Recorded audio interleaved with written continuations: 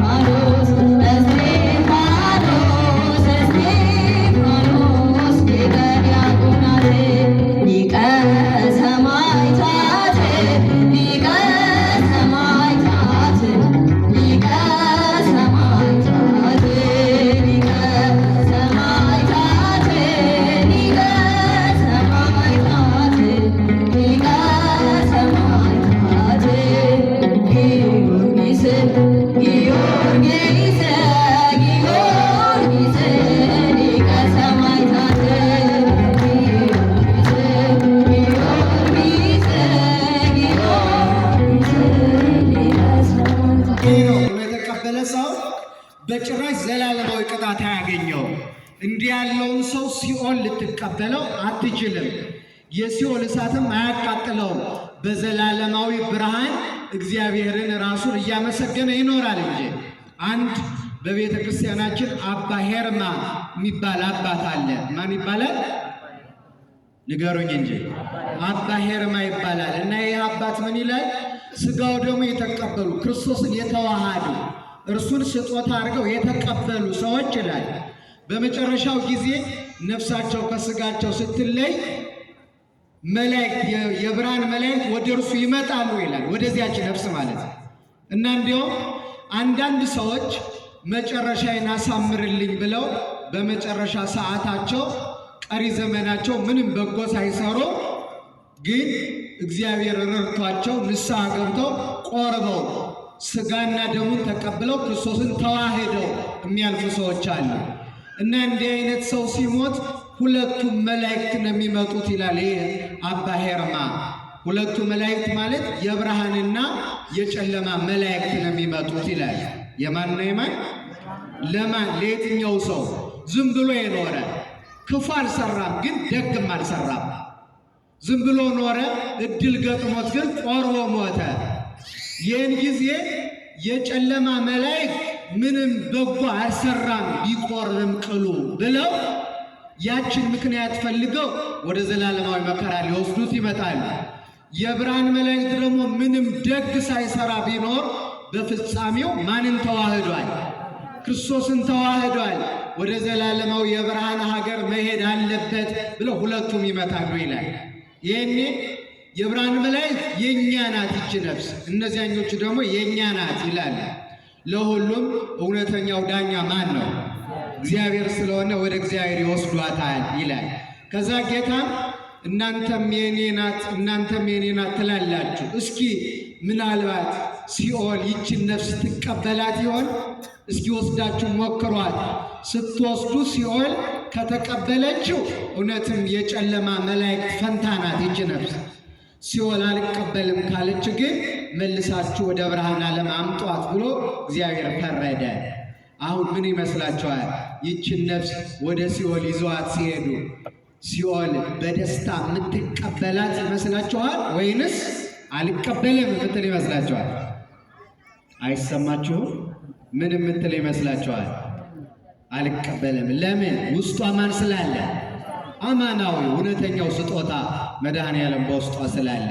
እና ያችን ነፍስ ይዘዋት ሲሄዱ ገና በርቀት ይላል ሲኦል ጮኸች ይላል። ይችን ነፍስ ውሰዱልኝ፣ አልፈልጋትም፣ የሚያቃጥለኝን እሳት በውስጧ ይዛለችና አልፈልጋትም አለች ይላል። እዚያ መላእክት ወስደው ወደ እውነተኛው የብርሃን ሀገር አስገቧት። እኛም በውስጣችን እውነተኛው ጌታ ኑሮ እሱም በልባችን አሳድረን ለዘላለማዊ ብርሃን እንድንበቃ መድኃኔዓለም በቸርነቱ ይርዳል። ይህንን በምሳሌ የአባ ሄርማ ሲያስረዳ ምን አለ መሰላችሁ? በሁለት መሰሎ ክርስቶስን የተቀበሉ አንዳንዶች ሞኞች ሳይገባቸው ክርስቶስን ጌታን ተቀበሉ ይሉናል እንጂ እኛ ቆየን ከተቀበልነው። አንደኛው በጥምቀት ከጎኑ በፈሰሰ ውሃ ተጠምቀን ልጆቹ ሆነናል። ቀጥሎ ደግሞ መለኮታዊ ሥጋውን ቆርሰን በልተናል፣ እስክንጠግብ ደሙንም ጠጥተናል። ስለዚህ እኛ ክርስቶስን ተቀብለናል አልተቀበልንም። ግን በመሃል እንደ ተራ ነገር ቆጥረው የተውነው ግን እንደገና ወደ ቁርባን መምጣት አለብን። አሁን እዚህ ውስጥ በእርግጠኝነት ማንኛችንም ሲኦል መግባት አንፈልግም። እንፈልጋለን? ክርስቲያኖች፣ የዚህ ዓለም መከራ ማብቂያ አለው፣ ማለፉ አይቀርም። የዚህ ዓለም ረሃብ ዛሬ የራበው ሰው ነገ ይጠግባል። ዛሬ የጠማው ደግሞ ነገ ምን ይላል? ይረካል። ዛሬ የጨለመበት ነገ ብርሃን ይወጣለታል። ዛሬ የወደቀ ነገ ይነሳል። ዛሬ የታመመ ነገ አይድንም? አረ ንገሩኝ። ይድናል። ይለወጣል። ቅዱስ ዮሐንስ አፈወርቅ እንዳስተማረን በምድር ላይ ቋሚ መከራ የለም፣ ቋሚም ደስታ የለም። ዛሬ የሳቀ ሰው ነገ ያለቅሳል። ዛሬ ደግሞ ያለቀሰ ነገ ይስቃል። ቋሚ ደስታ የለም፣ ቋሚም ሐዘን የለም። ቋሚ ሐዘን ያለው በዚያኛው ዓለም ነው። ቋሚም ደስታ ያለው በዚያኛው ዓለም ነው። ስለዚህ ለዚያኛው ዓለም ማሰብ አለብን። በዚህ ምክንያት የማይለወጥ ስለሆነ መከራው ማንም ሲሆን በዘላለማዊ ቅጣት ውስጥ መውደቅ አይፈልግም። ሲኦል መግባት የሚፈልግ እዚህ ውስጥ የለም አይደለም። አባቶቻችን ወደ ሲኦል እንዳንገባ አጥብቀው ካስተማሩን ትምህርት አንዱ የአምላክ ሥጋና ደምን ምን በሉ ተቀበሉ፣ ውስጣችሁ ክርስቶስ ይኑር፣ በሕማም በሞት በመከራ ላይ ስልጣን ያለውን ጌታ ያዙ፣ ያኔ ምንም አይደርስባችሁም። ለዚህ ከሆነው ነቢዩ ዳዊት በመዝሙሩ እመኒ ሆርኩ ማእከለ ጽላሎተ ሞት ኢይፈርሆ ለእኩይ እስመ አንተ ምስሌ፣ በጨለማና በሞት ጥላ መካከል እንኳ ብሄድ አንተ ከኔ ጋር ነህና ክፉን አልፈራውም ይላል። እንኳን የብርሃን መንገድ የጨለማ መንገድ ቢሆን እግዚአብሔር ከኛ ጋር ከሆነ አያስፈራንም። አሁን በእኛ ዘመን አንዱ ሞትን የፈራ ነው እግዚአብሔርን እንደያዝነው እርግጠኞች ስላልሆነ ነው። የታወቀ አንፈራም ነበር። ቢኖር ኖሮማ አብሮን ልሄድ ከክርስቶስ ጋር ልኖር እናፍቃለሁ ነበር የምንለው። አሁን ግን መቼ ሞት ይመጣ ይሆን፣ መቼ ስደት ይመጣ ይሆን እያል የምንጨነቅ ሆነናል። ውስጣችን ስላልያዝ ነው ማለት ነው። እና ይህን ሲያስረዳ በሁለት ምሳሌ መሰላል አባ ሄርማ ክርስቶስን ጸጋ አድርገው ስለሚቀበሉና ስለማይቀበሉ ምዕመናን ሲያስረዳ ምን ይላል? ደረቅ እንጨትና እርጥብ እንጨት ታውቃላችሁ ይላል። እናውቃለን አይደለም? አታውቁም? በዚህ ሰፈር እርጥብ እንጨት ታውቃላችሁ? ደረቅስ? አሁን ልጠይቃችሁ። አሁን አንድን በደንብ ሆኖ የደረቀ እንጨት ወደ እሳት ብትከቱት ይቀጣጠላል ወይስ ይጠፋል? ምን ስለሆነ? እንጨቱ ምን ስለሆነ? ደረቅ ስለሆነ። እንጨቱ ደግሞ እርጥብ ከሆነስ ወደ እሳቱ ብንወስደው ምን ይሆናል? ይነዳል። እንዲሁም ምን ያደርገዋል? እሳቱን ያጠፋዋል። አያችሁ። እና ይህ አባት ምን አለ? ደረቅ እንጨት ማለት የማይቆርቡ ምዕመናን ናቸው አለ። እርጥብ እንጨት የተባሉት ደግሞ ሥጋው ደግሞ የሚቀበሉ ዘወትር ክርስቶስ በውስጣቸው ያሉ ምዕመናን ናቸው አለና ቀጥሎም እንዳለ ታውቃላችሁ? እነዚህ ደረቆቹን እንጨቶች ወደ ሲኦል ቢጥሏቸው ሲኦል በደስታ ትቀበላቸዋለች። እርጥቦቹ እንጨት ግን የሲኦልን እሳት ያጠፉታል እንኳን ሊቀጣጠሉ። ለምን? እርጥቡ ጌታ እሳቱን የሚያጠፋው በውስጣቸው ስላለ ማለት ነው። ስላለ እና ለዚህ ነው ሐዋርያ ስለማይነገር ስጦታው ማን ይመስገን? ያ የማይነገር ስጦታው ራሱ ነው።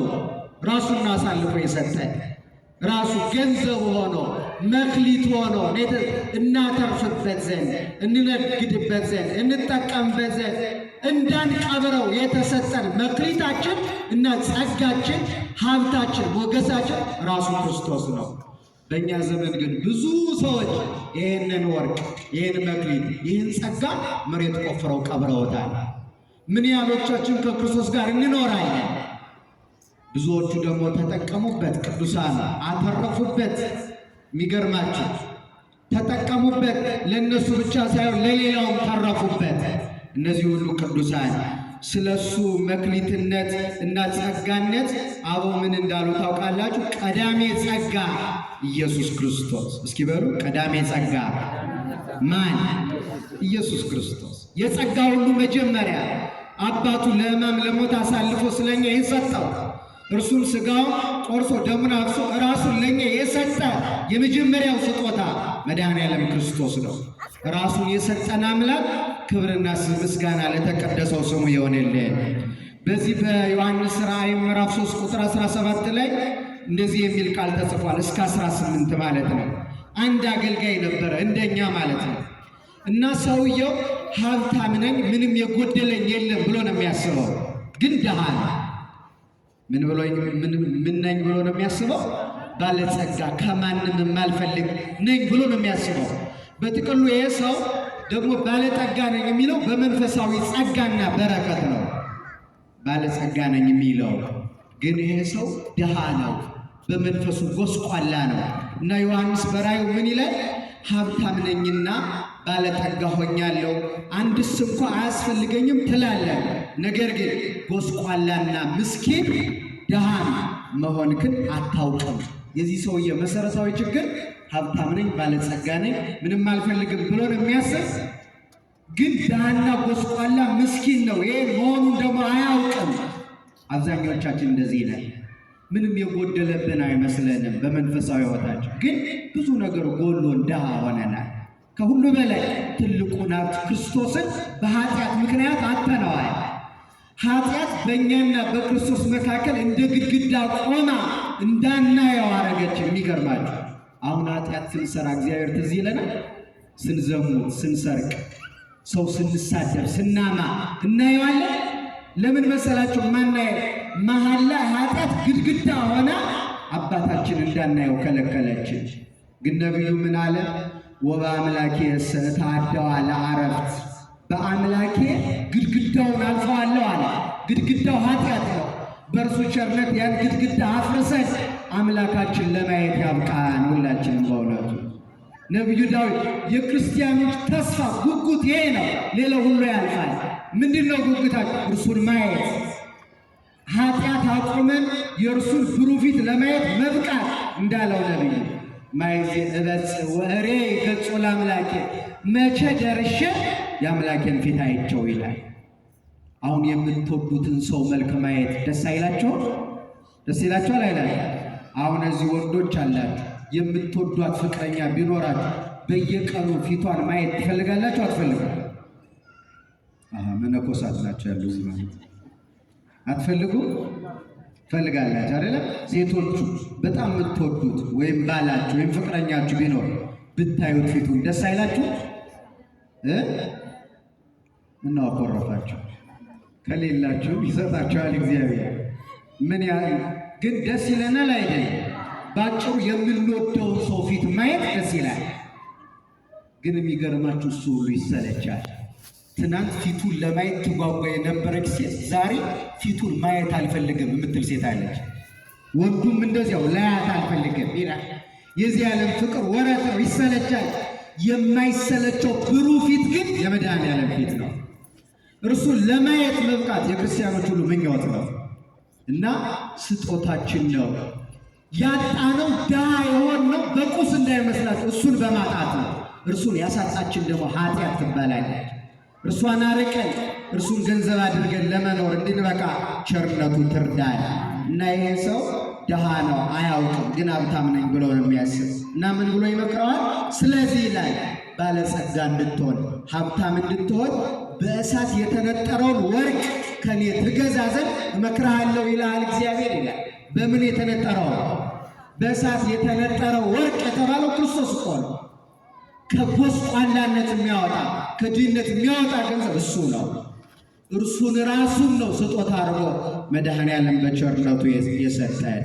ይህንን አባ ጊዮርጊስ ዘጋስጫ ሰዓታት በተባለ መጽሐፉ ሲገልጠው ጸጋነቱን፣ ገንዘብነቱን፣ ወርቅነቱን፣ መክሊትነቱን፣ ሞገስነቱን፣ ሀብትነቱን ለእኛ ሲገልጥ ምን አለ መሰላል? ወርቅ ዘተመካበ ወመድፍን ዘተረክበ ምናን ዘዝሃ ወመክሊት ዘረብሃ ውእቱ ኢየሱስ ክርስቶስ። የማያልቅ የማይጠፋ የማይከሰር የማይወድቅ ወርቅ መክሊት ይሏችኋል አለ፣ ክርስቶስ ነው አለ።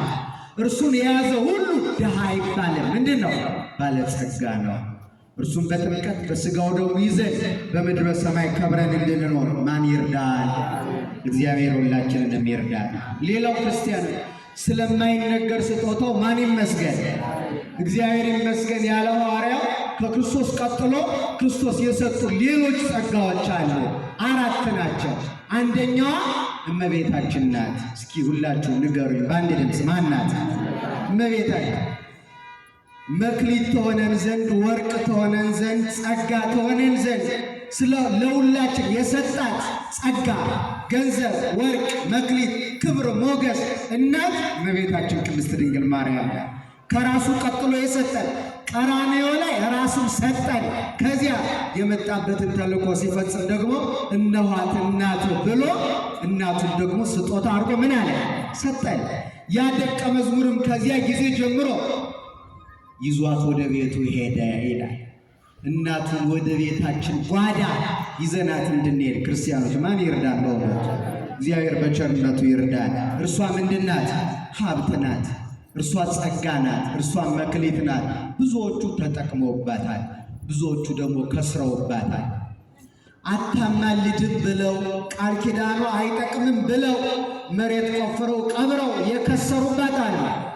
ታማልደናለች፣ ቃል ኪዳኗ ይጠቅመናል፣ ከፍጥረታት ሁሉ የበለጠ ክብርና ሞገስ አላት ብለው የተጠቀሙባት ደግሞ ከፍ ከፍ አሉ። የሚገርማቸው መንግሥተ ሰማያት መርታ የምታገባ ስለሆነ እርሷን ከፊት አድርገው ለዘላለማዊ ክብረ በቁ። እኛም እንደነሱ ዘመናችን ሙሉ እንድንጠቀምባት ከአማላጅነቷ ከቃል ኪዳኗ እንዳንወጣ ማን ይርዳል? መድኃኔዓለም ይርዳል። የማትነገር የማትተረጎም የማትብራራ ልዩ ጸጋችን፣ ሀብታችን፣ መክሊታችን እመቤታችን ናት። የተወደዳቸው ኦርቶዶክሳውያን እርሷን የያዘ ሁሉ ከበረ፣ እርሷን ያልያዘ ግን ተዋረደ።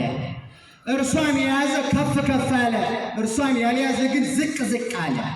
ሞገሳችን ናት አይደለች? ክብራችን ናት። እንዲህ ብለን ቀና ብለን ለመሄድ ምክንያታችን እሷ ናት። ይኸው ነጭ ለብሰን በደጁ ለመቆም የበቃ ነው እርሷ ጌታን ስለወለደችው ነው። ይኸው የአዲስ ኪዳኗ ቤተክርስቲያን የተመሰረተችው እርሷ መድኃኔዓለምን በመውለዷ ምክንያት ናት። ምክንያት ነው። የጸጋ ሙዳይ ናት እመቤታችን። ዛሬ በመቅደሱ ለመሰብሰብ ሥጋውን ለመብላት ደሙን ለመጠጣት ከጎኑ በፈሰሰዋ ለመጠም ክርስቶስን ለመልበስ ለመብላት ለመጠጣት ከእርሱ ጋር ለመኖር የበቃ ነው እሷ ምክንያት ነው። ስለዚህ ሀብታችን ናት አይደለችም? ናት። እስኪ ናት በሉ ሁላችሁ። አስተውሉ ክርስቲያኖች። በብሉይ ኪዳን ዘመን አንድ ምሳሌ አለ ስለ እመቤታችን የተነገረ። ጠቢቡ ሶሎሞንን ታውቁታላችሁ።